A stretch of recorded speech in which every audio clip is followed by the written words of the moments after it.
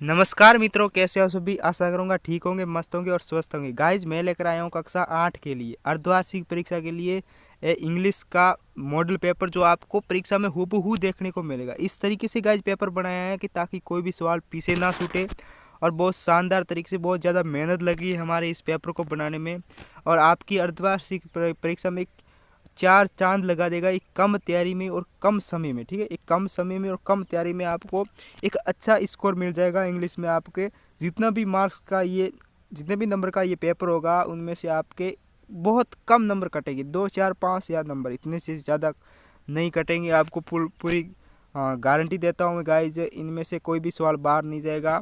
आप बस एक ही काम करना गाइज, वीडियो को लास्ट तक देखना, ध्यानपूर्वक देखना है और पर सवालों को नोट करते जाइए, क्योंकि इन वीडियो के माध्यम से मैं आपको सिर्फ प्रश्न बताऊंगा कि कौन कौन से प्रश्न आपके एग्ज़ाम में आएंगे, किस तरीके से आएंगे। उत्तर नहीं बताऊंगा, उत्तर आपको ही कहीं से ढूंढना और याद करना है। ठीक है, इतना तो आप कर सकते हो, क्योंकि इतना मैं आप बताऊंगा तो वीडियो बहुत ज़्यादा लंबा हो जाएगा, तो आपका ही नुकसान होगा इसमें।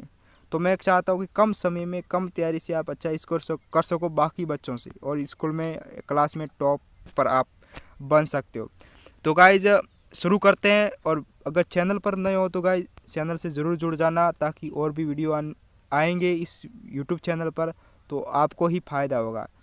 तो गाइज इस तरीके से पेपर आएगा, और यही पेपर आपको ज़्यादातर देखने को मिलेंगे इस पेपर में से सवाल। तो सबसे पहला सवाल है गाइज, आपके आएगा सेक्शन ए वाला। ठीक है, सेक्शन ए में क्या आएगा गाइज कि choose the word with different sound of underline letter. तो इनमें से डिफरेंट साउंड वाले वर्ड कौन से, इनमें से आपको छांटना है। ठीक है, अगला सवाल है guys the choose correct plural शब्द। तो आपको प्लूरल इसका बहुवचन। ठीक है, तीसरे का। चौथे में क्या दे, करेक्ट प्लूरल वर्ड टूथ का प्लूरल वर्ड। आप पांचवा और छठे में दे रखा है guys choose the correct article. तो इन पांचवें छठे में क्या है गाइज, आपको क्या करना है कि आर्टिकल आपको करेक्ट है, राइट आर्टिकल आपको इनमें से लिखना है। ए एन द या एक्स आएगा, या एन द एक्स आएगा। ठीक है, पांचवें और छठे में। सातवां और आठवां दे रखा है, क्या दे रखा है कि choose the correct opposite gender for given. इसका ऑपोजिट विपरीत जो विपरीत शब्द हो, जो इसका जेंडर से, मदर का होगा फादर और अंकल का होगा आंटी। ठीक है, ये मदर का फादर होगा और अंकल का होगा आंटी।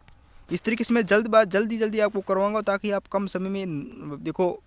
अगर वीडियो लंबा हो जाए, अब मैं जल्दबाजी में करवा रहा हूँ, तो आप इसे देखो पॉज करके या रुक के आप इसे नोट करिए, रफ कॉपी में नोट करिए उन सवालों को, फिर पासबुक से याद करिए, ताकि आपके लिए एक अच्छा मौका है। इस पेपर से आप इंग्लिश में एक शानदार, कम अगर आपको इंग्लिश नहीं आती तो आप एक अच्छा स्कोर तो कर पाओगे, पास हो जाओगे बहुत शानदार तरीके से। गाइस नवम the old lady was sitting in the wheel chair and were folder. इसमें से कौन सा आएगा, इस चारों में से इसके आगे वो लिखना है आपको, आप पासबुक से ढूंढ ले। 10वें my name is Nisha and I am the, इसमें आएगा आई, आपको मैंने बता दिया जल्दी। ज़्यादा वीडियो लंबा नहीं करूँगा।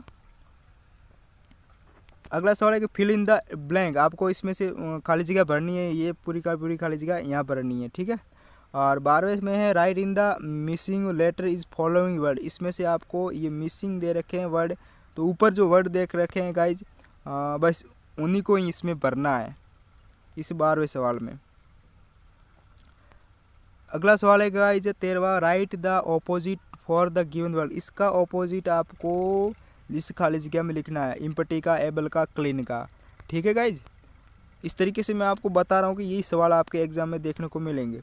14वें में rearrange the word to make a meaningful sentence. आपको रीअरेंज करना है इसको, जिस तरीके से ये गलत दे रखा है ना, उसको आपको सही तरीके से सेंटेंस बनाना है कि Jaipur capital of Jaipur is the capital of Rajasthan, इसका सही होगा। इस तरीके से आपको लिखना है।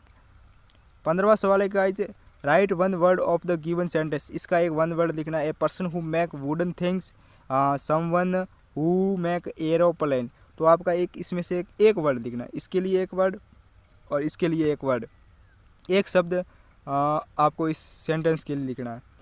अब 16वें सवाल में कहते हैं match the following sentence according to the time of event.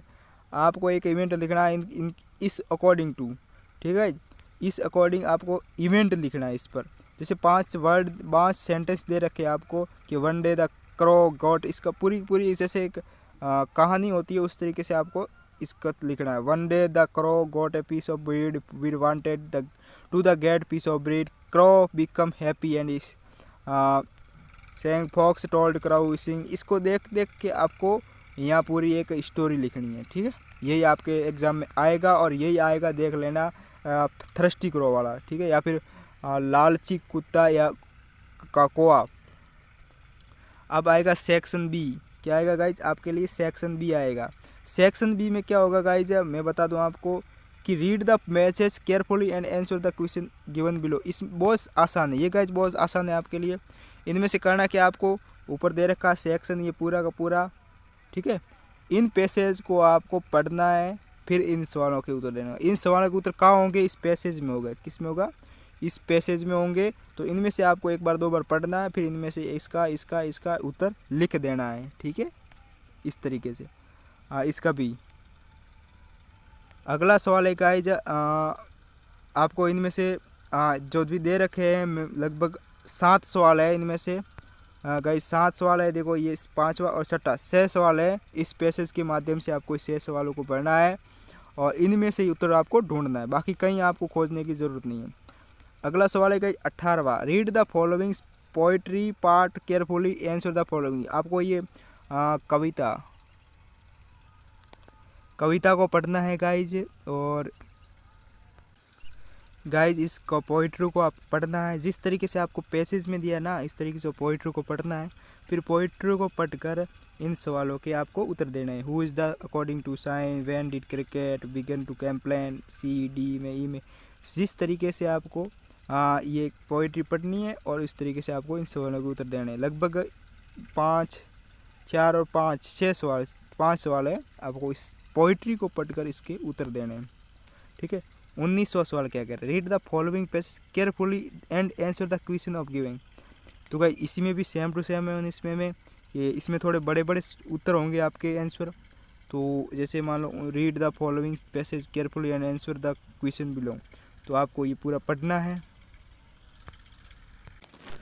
समझ गए गाइज आप? इस पोइट्री को, इस पैसेज को पूरा पढ़ना है पहले, फिर इनका उत्तर देना है, फिर बी का देना है, फिर क्या करना है आपको, फिर आपको सी का देना है, और फिर डी का देना है, और फिर आपको ई का देना है। जिस तरीके से आपको पैसेज ने पढ़ा है ना, आपको पैसेज में आप जो भी चीज़ें पढ़ी आप पैसेज में, उन पैसेज में से ढूंढ कर इन सवालों के उत्तर देने के गाइज। ये पैसेज आपको ध्यानपूर्वक पढ़ना है, आपको यही नंबर दिलाएंगे एग्ज़ाम में, क्योंकि आपको अगर सवाल याद नहीं है तो इनमें से ढूंढ कर आप उत्तर दे सकते हो, बाकी आप किताब से याद नहीं है तो ये पैसेज आपको बहुत ज़्यादा नंबर दिलाएंगे आपको, ठीक है। इस पैसेज की जो ज़्यादा से ज़्यादा प्रैक्टिस करनी चाहिए कि किस तरीके से सवाल को ढूंढना है, किस तरीके से निकालना है। अगर मैं यहाँ बताऊँगा तो 3-4 घंटे का पेपर वीडियो हो जाएगा, तो नुकसान आपका ही होगा। मैं बता रहा हूँ कि इनमें से आपको ध्यानपूर्वक पढ़ना है 1-2-3 बार, फिर उत्तर ढूंढने की कोशिश करनी है। अगला है सेक्शन सी गाइज।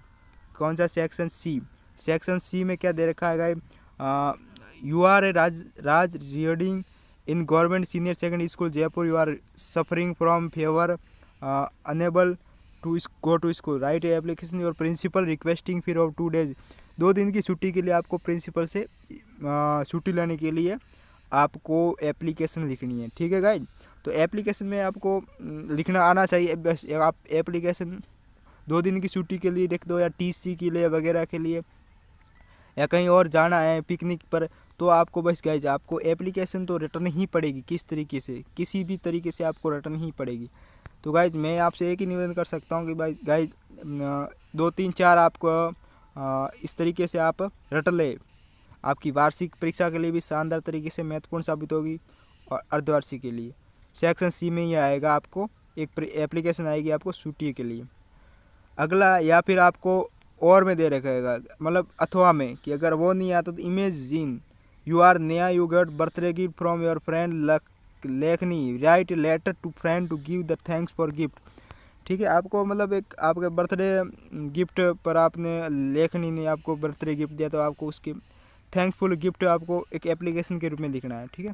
तो मेरे हिसाब से वो छुट्टी के लिए, 2 दिन की छुट्टी के लिए वो बहुत बेस्ट होगी, तो आप वही याद करें, एग्जाम में वही आएगा, ठीक है, इसे आप भूल जाए। अथवा में अगर वो नहीं आए तो ये अथवा में लिखो, वैसे भी वो सबको आती है और ये नहीं आती है, ठीक है गाइज। तो इस तरीके से आप एप्लीकेशन याद कर लीजिएगा।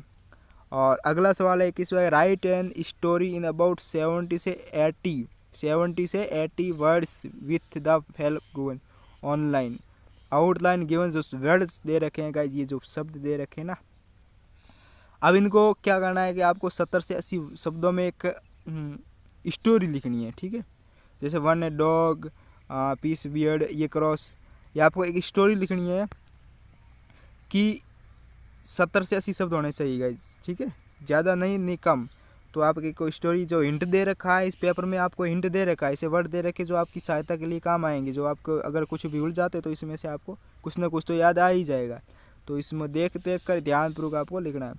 अगर गाइज अगर ये नहीं आती है, ठीक है, स्टोरी नहीं आती, तो right A short paragraph in 70 words in my school. तो आपको माई स्कूल पर आपको क्या लिखना है कि पैराग्राफ लिख देना। क्या लिखना है? पैराग्राफ। तो माई स्कूल पर आपको पैराग्राफ लिख देना। अगर आपको पोइट्री नहीं आती, मतलब स्टोरी नहीं आती है किसी भी, अगर थ्रस्टी करो या डॉग वगैरह, लोमड़ी पर जो भी स्टोरी दे रखी है इसमें से हिंट में, तो अगर वो नहीं आती तो आपको एक माई स्कूल पर या फिर रक्षाबंधन, ऐसे दो, या फिर माई कंट्री, माई स्टेट, ठीक है, mother and father, brother, friends, इस पर एक पैराग्राफ दिया जाएगा। तो उनमें से आपको लिखना है। अगर स्टोरी नहीं आती है तो आपको पैराग्राफ लिखना है, ठीक है। तो इस तरीके से आपको देखो, मैंने सवाल बता दिए, प्रश्न बता दिए, बस आप इसे नोट करते जाइए, देख लीजिए आप वीडियो को पॉज करके, और यही एग्ज़ाम में आएंगे देखने को मिलेंगे, बिल्कुल हुबहू आपको देखने को मिलेंगे। और आप कम समय में और बेहतर तैयारी हो जाएगी आपकी, कम समय में और कम तैयारी में आपका शानदार स्कोर होगा और कक्षा में आप अच्छे अंक लाओगे।